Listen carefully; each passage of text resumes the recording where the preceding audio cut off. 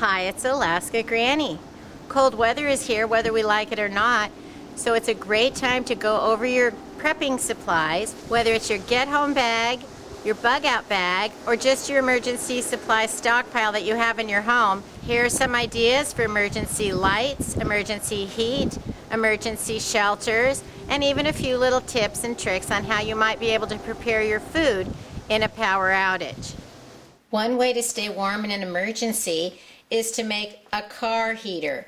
You don't necessarily have to use them in the car. That's just the way I've heard them called most of my life. You need a large empty can and a roll of toilet paper that'll fit inside your can. Next, you need a bottle of alcohol. In an emergency, you pour the alcohol and saturate the toilet paper, and then you light it, and it can keep you extra nice and warm. These are great if you're out hunting, camping, ice fishing, and stranded in your car in an emergency. Just remember, it's an open flame, so handle it carefully. If you're in your car, crack a window so that you don't get carbon monoxide poisoning. Include a piece of aluminum foil so you have a way to make a cover to put the fire out. Another way to make a little portable heater is to take an empty can and put a few candles in it and light them, and then it'll radiate some heat to help keep you warm. Some people also use this with a terracotta clay pot to help make a little indoor heater. Have an assortment of flashlights and make sure that you get extra batteries that go with the flashlights that you have. You can have everything from USB rechargeable flashlights, little disposable keychain flashlights, big ones that you could even use for personal protection if you had it in your car. And headlamps are really great. You can strap it on your head, point it in the direction that you want, and then you can have your hands free to do any tasks that you need. Make sure there's a flashlight for everyone in your household, that you have some in your car, scattered around your home, in your bug-out bag. And just remember, the best flashlight is just like the best knife. It's the one that you have at the time that you're able to use. There are battery-operated lights. They come with a tab, and you pull the tab when you want to activate it. You can use a magnet, or you can use a hook, and you can turn these on when you're ready. I keep them with the tab in place so that the battery doesn't run down before I use it. There's also the ones that I like to put inside dark closets and places in my home, are the ones that look like a light switch. Some of them switch up and down, and some of them have the dimmer that you can turn. But they work really great. You can fasten them with a nail, you could put Velcro on them, or they're also magnetic, and these are nice and handy to scatter around your home to have in dark rooms. I've even used them in my Jeep in the winter time because it doesn't have a dome light, and you could place one even in the trunk of your car if you don't have a light there already. Look for battery operated lanterns. Some of them are even USB rechargeable and even solar. There's a wide variety of emergency lights that you can have on hand in your bug-out bag, with your get-home gear, and in your home for all of the reasons that you might need a little bit of extra light.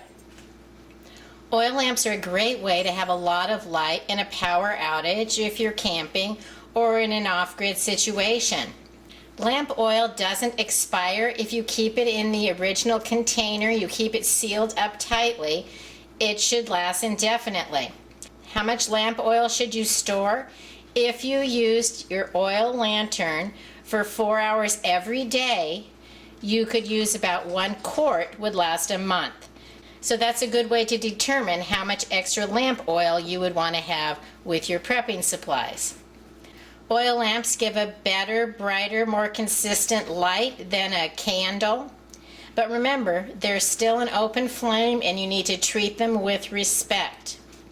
I use a lot of oil lamps when I'm out at my granny camp, and I have several oil lanterns put away with my emergency gear, and I also like to use them occasionally just because the lantern light is very pleasant.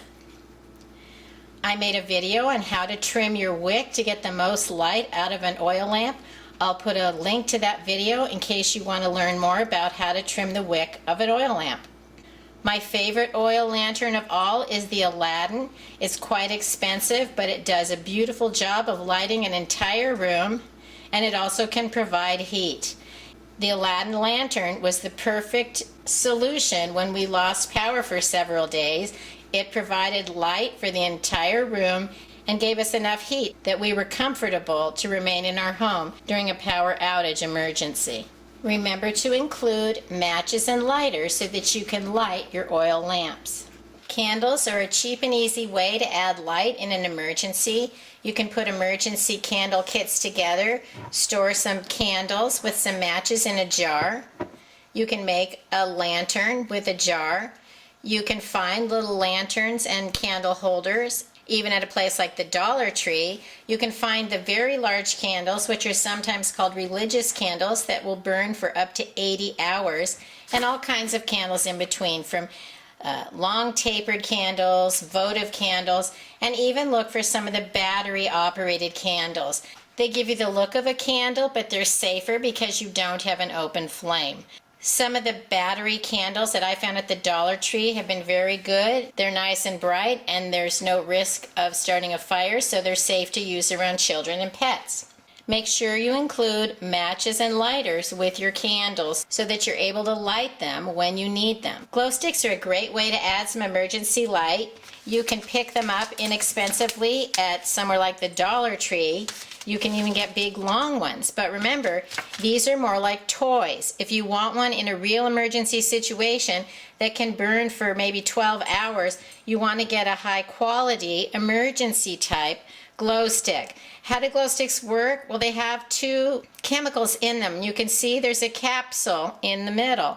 You snap it to break the capsule, and then you shake it. It combines the two ingredients, which allow it to start to glow. Glow sticks are great because there's no risk of starting a fire. You can leave one in the bathroom to light it up in the dark. They're great to take camping. They're safe to use in the car, and they can be a nice light that you can give to your children that could glow and burn through the night so that they're not afraid in an emergency situation. Have some sort of an emergency way to cook your food, whether you have a barbecue, a gas grill, a camping stove, and if you don't have any of those things, look for something as simple as one of these emergency stoves. Sometimes the fuel tablets are called Esbit, but I want to give you a warning. The fuel in these is very toxic smelling. It's not something that I would recommend, and I would not store it just like this with my bug out or emergency gear. The bad odor can contaminate everything that you have. It's a chemical that I would want to use when I was heating my food, but if that was all I had, I would definitely use it. You can use the little stove though, and you can substitute the fuel with little candles. I put a stock of little candles with my stove, and I just put the little candles in a toilet paper roll. They're all stacked up and held together, and you can substitute these for the little fuel tablets. It allows you to heat up your food in an emergency situation if you don't have any other way. Other inexpensive ways that you could warm up food is as simple as Fancy Heat from the Dollar Tree. It's an alcohol stove. You remove the lid, you light the wick, and it will burn for about 2 hours. And sometimes you can find Sterno or other little gadgets that might be emergency portable stoves that are very inexpensive. A great idea would be to get something as simple as a butane stove. A butane stove is only around $20. It's an inexpensive way to have a safe way to cook in an emergency because it's safe to even use indoors. So if you don't have any other way to heat food in an emergency, consider getting a butane stove. Whatever emergency cooking or stove idea that you decide for yourself, make sure you include lighters and matches so you have a way to light your emergency stove. Winter is coming. Make sure you have an extra layer of warm clothing. Depending on the climate where you live, maybe you need a lightweight windbreaker or a heavy winter jacket, a bandana, a scarf, a hat, warm gloves, heavy socks, and shoes that you could walk for several miles in bad weather if you needed to. If you leave the house in flip-flops or high heels and your car breaks down and you need to walk through a rainstorm or snowstorm, make sure that you have the shoes or boots with your gear that would allow you to walk several miles in the worst weather that you may encounter. Have a set of warm clothing for every family member. Every emergency kit, from your bug-out bag to your get-home bag, needs some ways to build a shelter and stay warm. Maybe you need a poncho or an emergency blanket, one of the Mylar survival blankets. You can find some emergency blankets that are sturdier and have multiple layers. Even a big black plastic trash bag can be made into a shelter or a poncho. I'll put a link to a video about all the different ways you can use a black plastic bag, including how to make a poncho. If you're short on money, you can even find a drop cloth at the Dollar Tree. Have some sort of cordage, paracord if you can, and I highly recommend the Life Bivy and the Life Tent from Go Time Gear.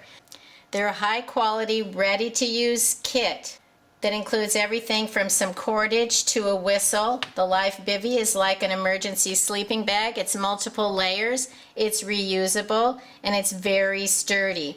The Life Tent is like a tube tent. It includes the cordage and is larger than a Life Bivy, so several people could shelter in it if you needed to. It also includes cordage and a whistle.